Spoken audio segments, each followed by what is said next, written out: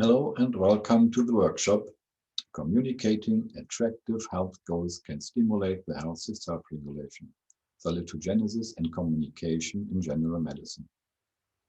My name is Theodor Petzold. I'm general practitioner since 1979, lecturer at Medical High School Hanover in general medicine. I'm developer, trainer, and supervisor in salutogenic communication. I'm director of the Center of Salutogenesis in Bad Gandersheim near the middle of Germany, author of numerous books and articles.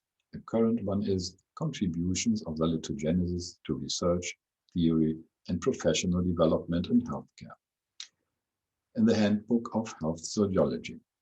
I thank Nadja Lehmann for the help for this work. She is diplom pedagogue and clinical psychotherapist.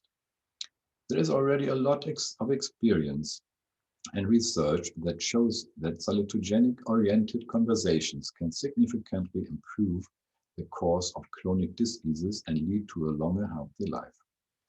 In this workshop, under point 2 and 3, we will first find out how communication can work in a healthy way. Then, point 4, we will give some suggestions for salutogenic interventions in the context of general medicine. In particular, the work of Lawrence Lejeune and Ronald Kosat-Matisek shows us the great potential of cooperative communication. They achieve remissions in 30 to 50% of the patients, and in the prospective study, a longer, healthy life. These effects are obvious if we consider that the most important factor for non-communicable diseases, NCD, is chronic stress.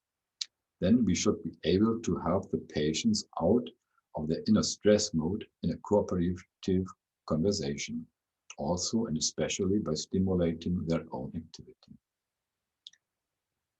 In order to grasp the mode of action in the following, we examine on the one hand the psychophysical self-regulation in its context, and on the other hand the motivational attitudes. With communicative interventions, we can stimulate self-regulation. For understanding, it is helpful to see the doctor-patient relationships as a constructive cooperation, a healing experience, as John Scott writes in 2013.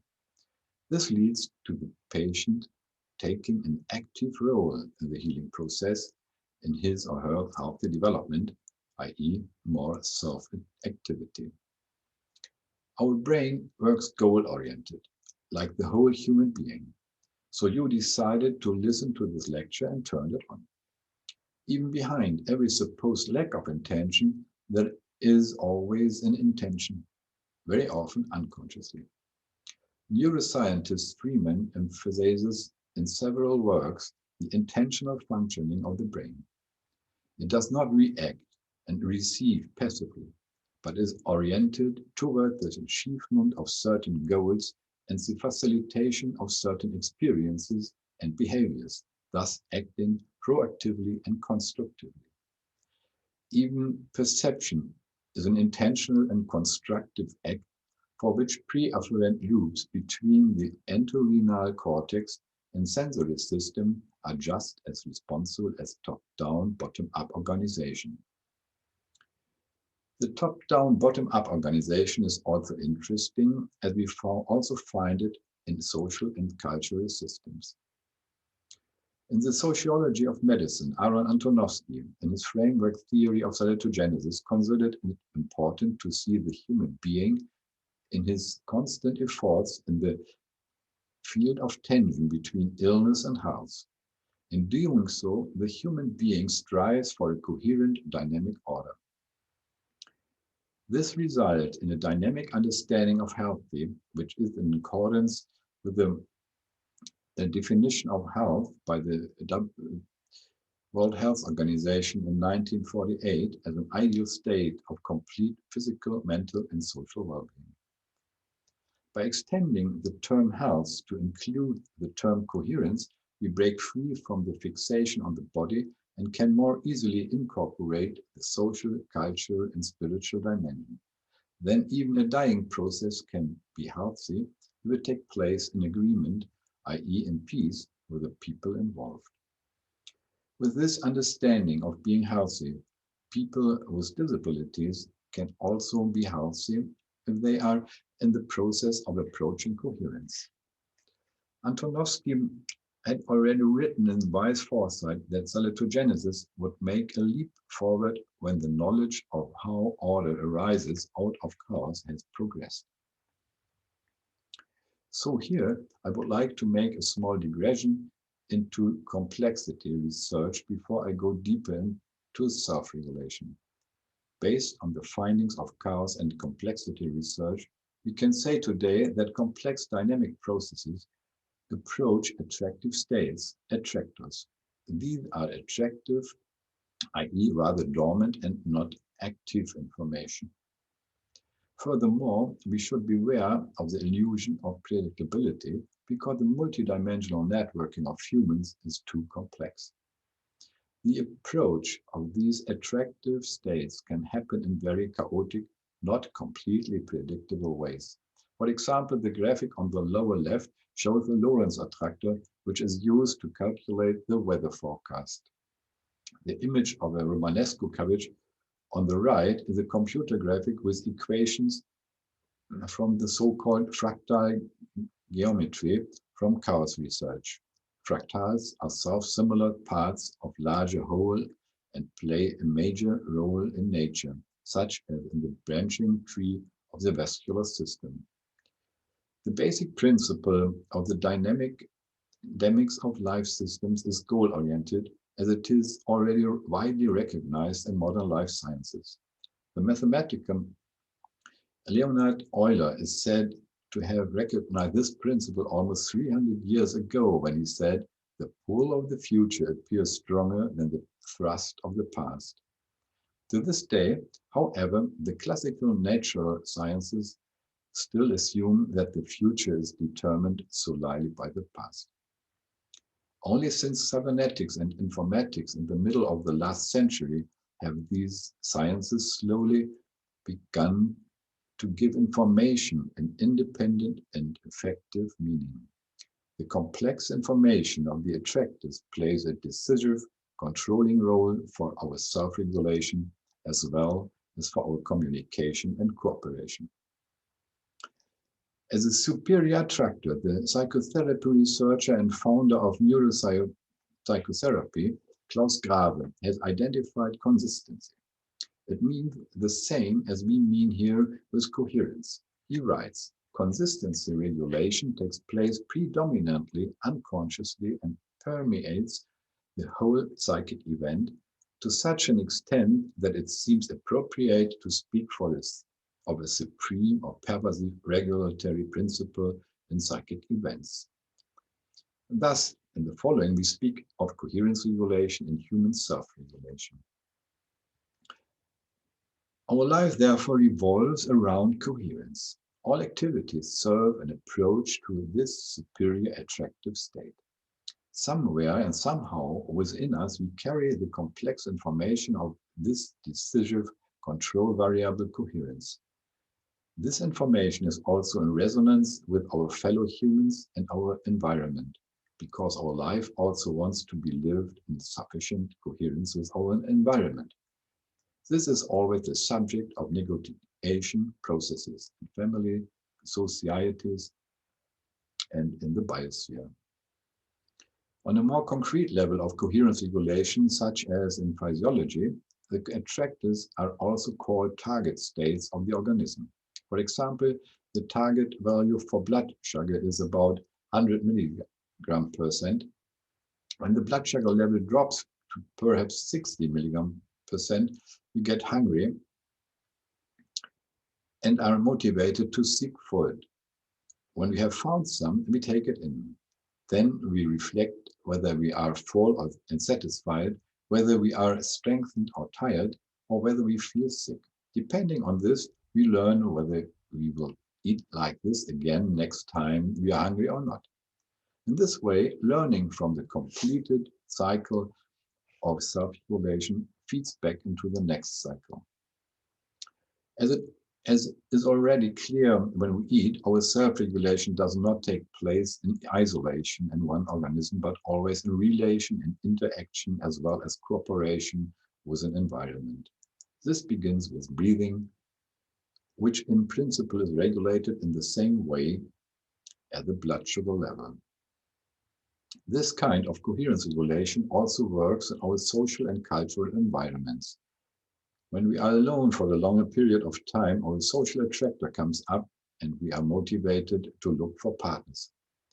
When we have found someone and are with them for a while, we reflect whether it was what we were looking for, whether it is close to our target state or not. The result flows into the next cycle. Depending on our evaluation, we are then motivated to change something or not. This regulation of coherence in social interaction takes place in dimensionally larger time spans than the regulation of oxygen or blood sugar levels. Both regulations take place in parallel. Altogether, our self-regulation is a complex dimensional process. Accordingly, we should imagine this diagram at least three-dimensional and possibly as a spiral. The attractors in the middle should be thought of as a structure that becomes more complex toward the top. If we look at our attractive target states of justice and culture, we are only motivated to commit ourselves to it when we perceive injustice in culture. If we now commit ourselves to more justice, this can possibly be a lifelong commitment whereby we only see success after long episodes, if at all. No, there are not only uplifting but also threatening, potential destructive conditions in our environments. To percept, we must also have a capacity for differentiation. We must be able to evaluate whether a situation is attractive, constructive, threatening, or quietly coherent. Perception is therefore linked to evaluation. Our perception is intentionally regulated, as neuroscientists have discovered. Evaluation is based on the scale of intention, which is guided by attractors. If we evaluate something as threatening, we are motivated to avoid the danger, i.e., to turn away from the danger or avert it. If we do not succeed in this, stress arises, as we discussed in more detail. This is a pathogenic factor for many NCD. Dangers exist in every dimension of life. In this very complex multidimensional regulation of coherence, there are many incoherences that challenge our regulation. At times, the challenges are too great and become an excessive demand, distancing us from our coherence. We call this condition illness. Then it is necessary for us to get closer to our coherence again. This is symbolically found in the middle. Recovery processes should lead to an increased complexity of coherence and sense of learning processes. Our basic skills for a healthy, good life are dynamically linked and follow each other. Therefore, they are processual abilities. Depending on our evaluation of a situation, one of our three motivational systems jumps in and adjusts our attention, tension, and metabolism.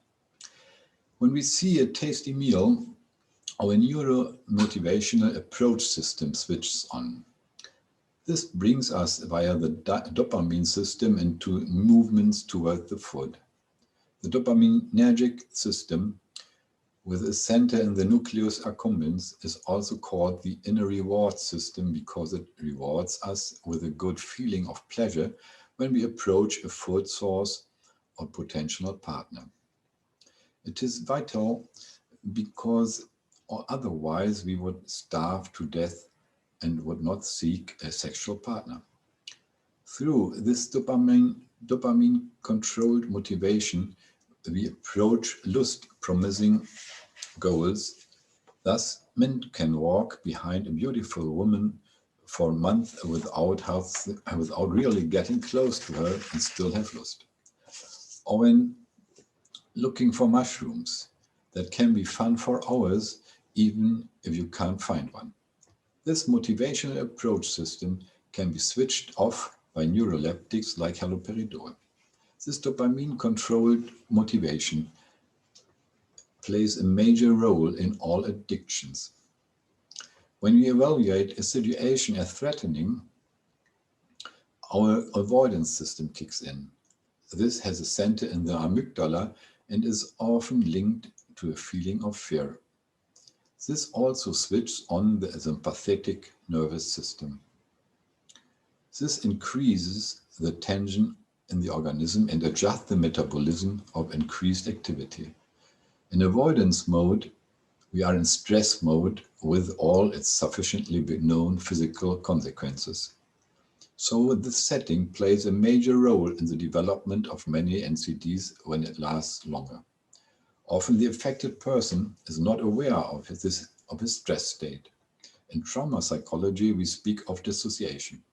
Then the stress state can affect a limited area of self-regulation. Starting from this area, NCD can occur later. Self-perception is lowered or shut down at a certain level of stress and tension. Traumatic childhood experiences increase the risk of later suffering from a severe chronic disease. Thus, the question arises how people can switch off their sustained avoidance mode in order to enter an approach or coherence mode, even if the original cause of the avoidance mode is unknown.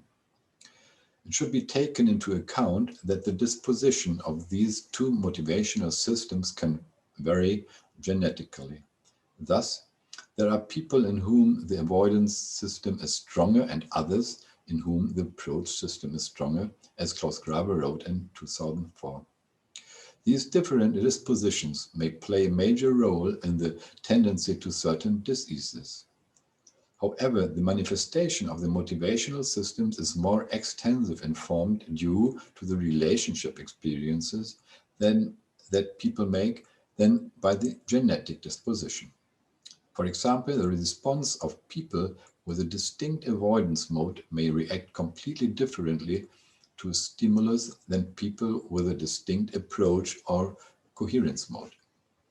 When all of the people in a collective are examined together, the statistical results rebalance each other out, so that no significance is found, although there may be a high significance when looking at one of these groups individually. Next, we come to the third motivational systems, which is not much studied and known as a separate motivational system. It seems to be more closely positively linked to the approach system and difficult to distinguish from it. It follows logically from the findings of addiction research in which motivation has been identified, which is called liking. This is superior to the dopamine-controlled wanting of the addict. Healthy people can do without the drug because of this superior motivation.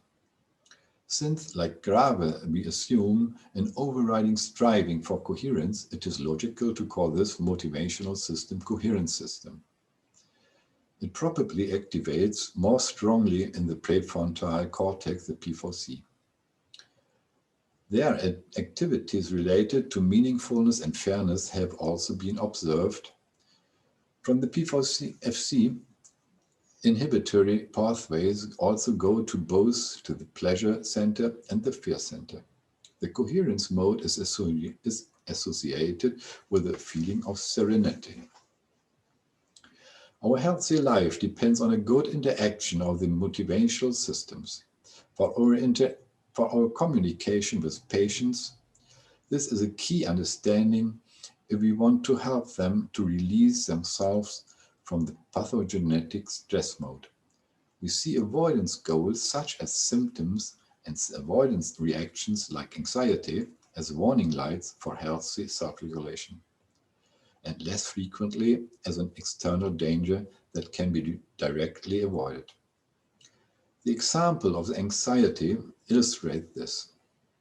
When a patient is afraid, he is in an avoidance mode.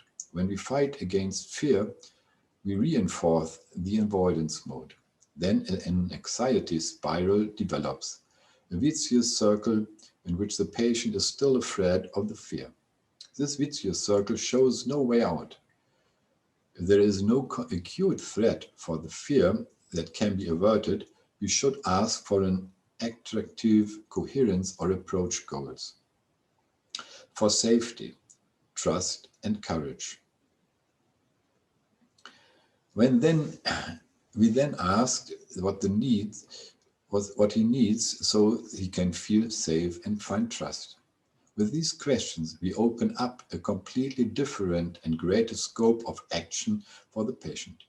This question corresponds with the natural coherence regulation, which switches from back to the coherence and/or approach mode after a threatening challenge. We do not try to talk the patient out of his fear or trivialize it. On the contrary, we may ask for the patient's worst fear. What could happen in worst case? At this point of worst suffering, we ask what he needs to find his way into trust. Healing takes place at the deepest point of suffering. Similarly, in the case of suffering, we ask what the patient needs to recover. In the case of pain, what he needs to feel good, etc. It is always a matter of moving from a persistence in stress mode to an approach and coherence mode. This motivational coherence system, as such, is hardly described yet. Here are some characteristics that we attribute to it. It is indirectly linked to the approach system. It provides for integration of all experiences as well as effects through the other two modes. The inner observer fits the coherence consciousness. The feeling of serenity, contactedness, and reason also fit here. Meditation promotes the coherence mode. In stress regulation, the basic abilities and the motivational attitudes dynamically come together. It brings with the fact that we judge a situation as threatening. The avoidance system is switched on. Our actions focus on avoiding the danger. If we succeed in this, it strengthens our self-confidence. Then the next challenge can come. If we have not succeeded in avoiding the danger, the threat will still remains, often only felt. This is the basis for stress. So we have to adapt to it even more. In this way, our perception will also become even more focused on the threat and even more sensitive to it. Many people are familiar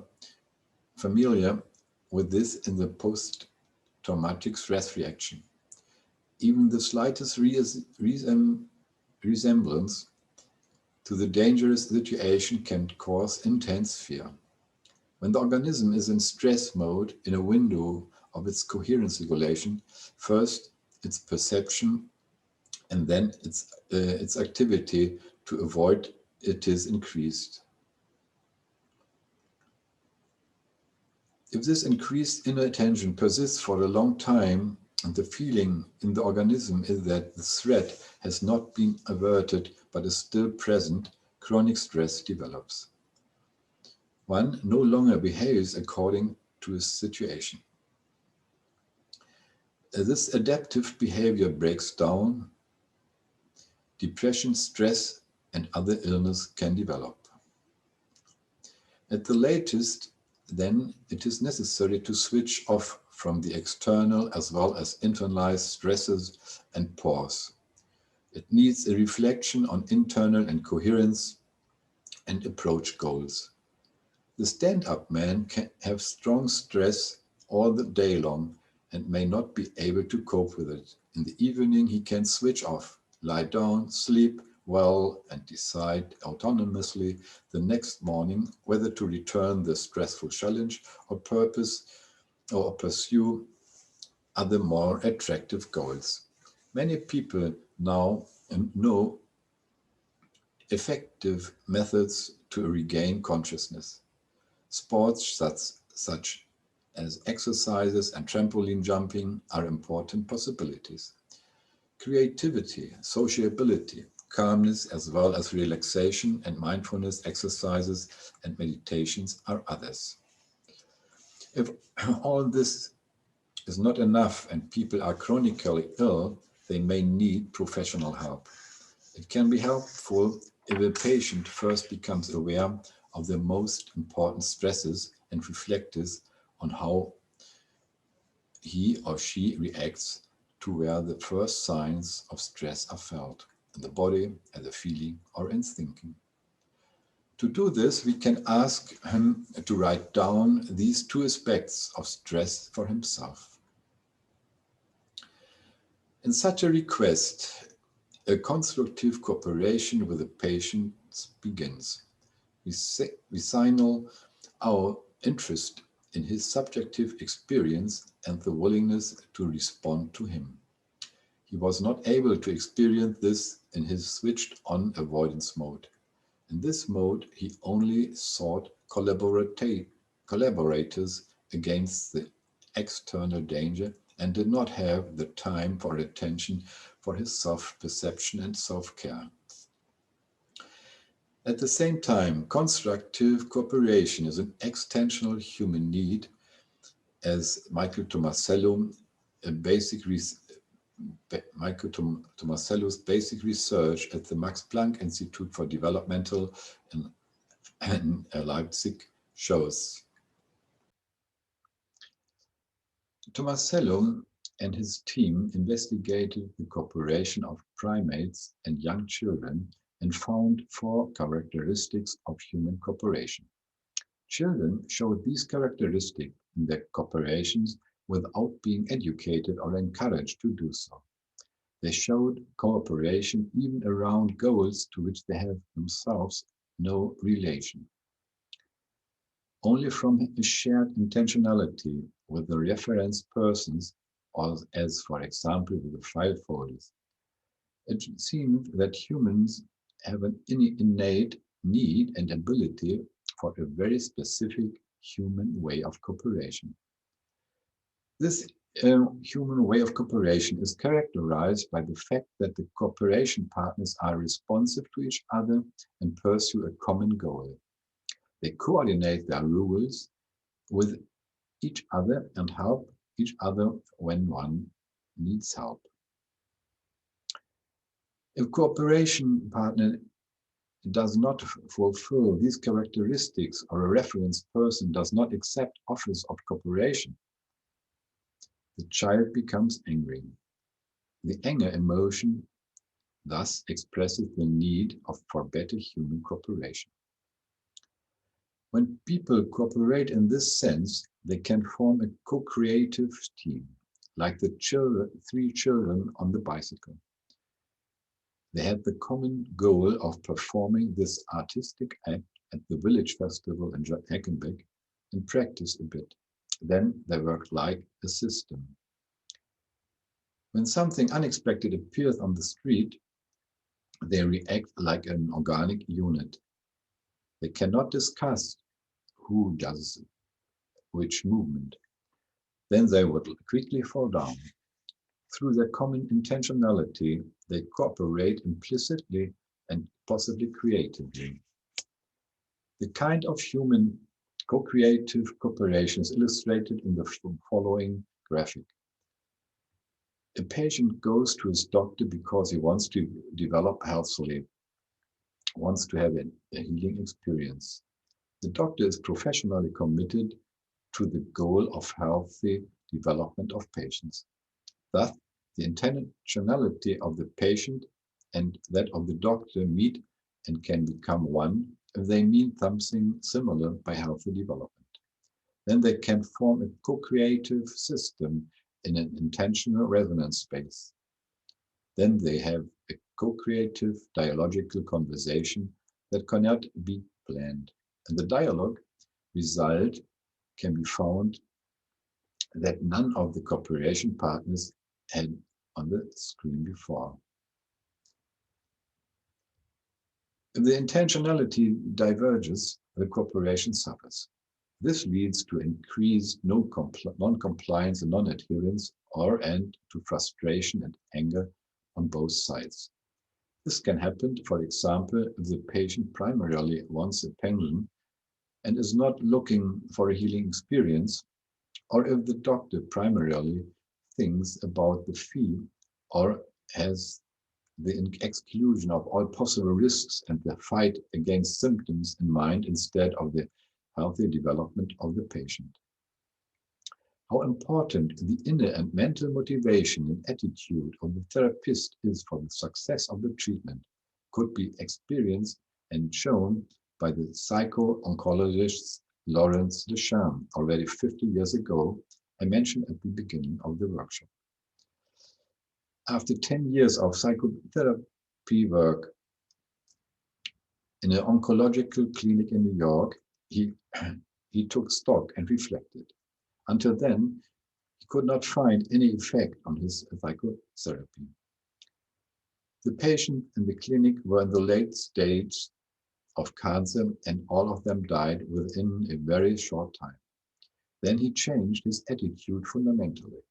Until then, like all other doctors and therapists at that time, he had 3 questions in the back of his mind that guided their intention and action when they encountered a patient.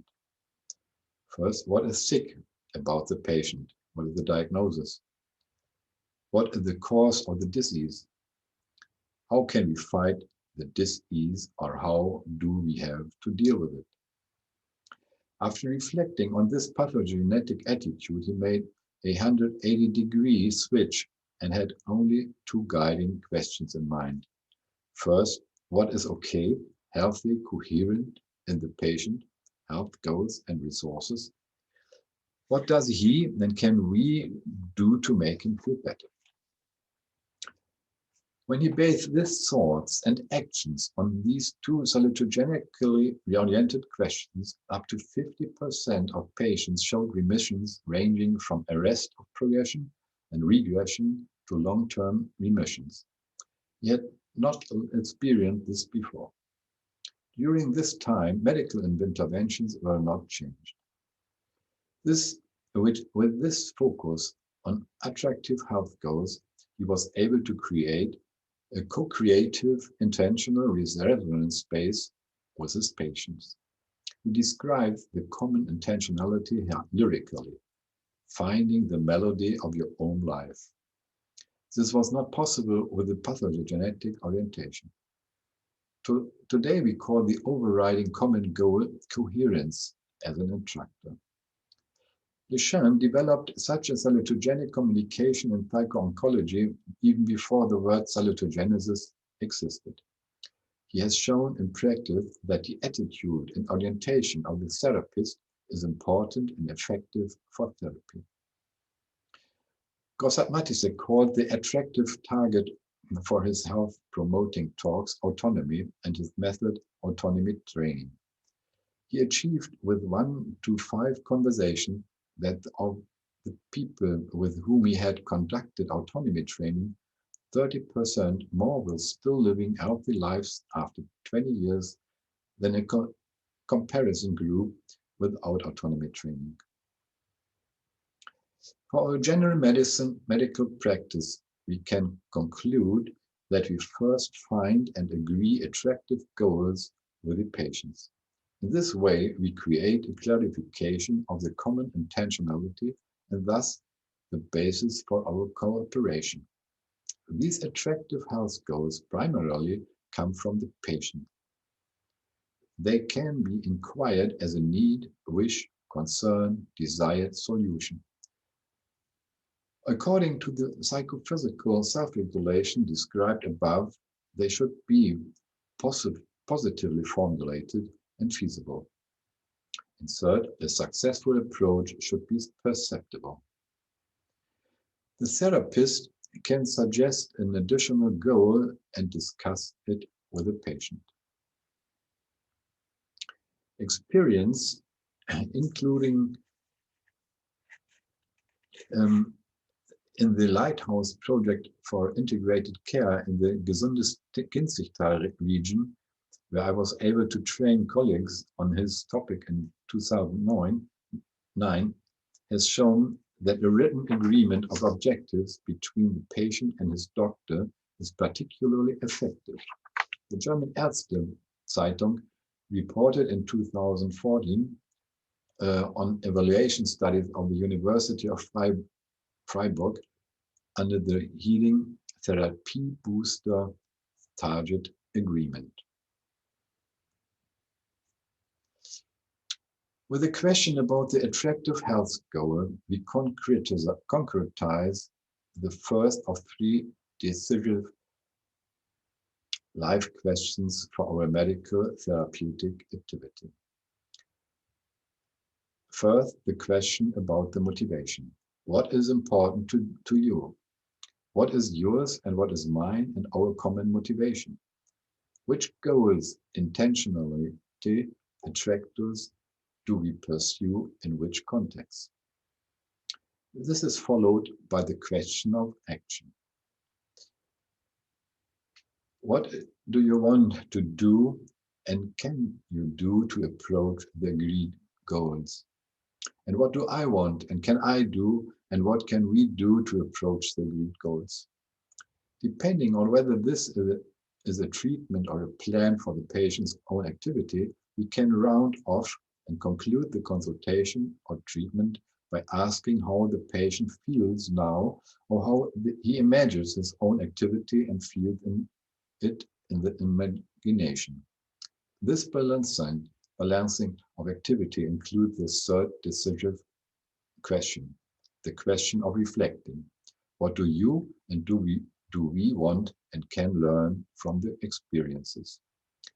These three questions are crucial for creating coherence and autonomy in life again and again. They also help us to master new challenges and resolve persistent stress. In addition to helpful questions, the following conditions, attitudes, and interventions are also conducive to building cooperation in the coherence mode. The atmosphere of the practice should be safe and open, so that the patient feels safe and can more easily find trust in the coherence mode. By listening attentively, we can respond to him or her and thus take the first step towards the human partnership cooperation. Through our attentive listening, the patient can come into an approach or coherence mode. Paradoxically, if he or she shows fear, mistrust, or other signs of avoiding activity, it is beneficial to appreciate them with understanding. We assume that the patient has a reason for turning on his or her avoidance system in order to protect himself or herself, at least to feel free, to feel it. By acknowledging this, he can feel accepted by us and switch to an approachable mode. If we encouraging him, remind him of his resources and strengthen them, we help him to take courage and overcome fears. We can also strengthen his defenses, both his immune system and his ability to say no in social and cultural contexts. However, this makes sense above all when it is not end in itself, but serves a positive purpose. Nobody wants to have problems. Everyone wants to solve problems. That makes you feel happy. Therefore, we should not solve problems for patients, because then we take away their fun. If we help them and teach them to solve their problems, they can have fun and we can. This is a win-win cooperation. If we help them to feel and understand themselves, their experiences, body functions, emotions, and needs behind it, we promote their integration. Integration is a healing experience and leads to more coherence. This brings us to the summary of the basics of salutogenic orientation. Health comes from communicative self-regulation. Coherence is the overarching goal, the attractor, and determines the guiding motivation.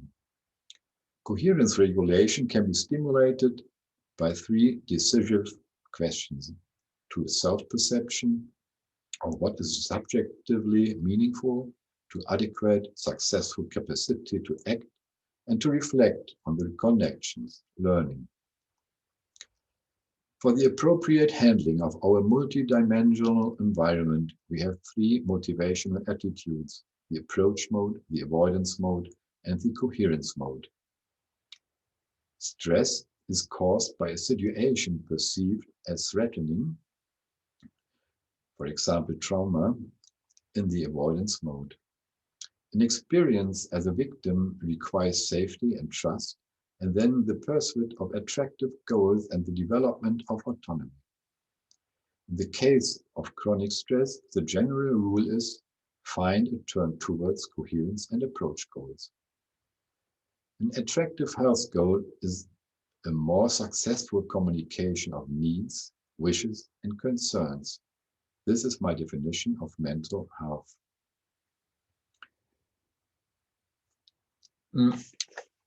Finding resonance in others, giving others resonance and observing that the resonance is meaningful to them is a basic biological need. At least we can verify this for higher forms of life. Our brain is neurobiological, well calibrated to good social relationships. Right, Joachim Bauer. Thank you much for your attention.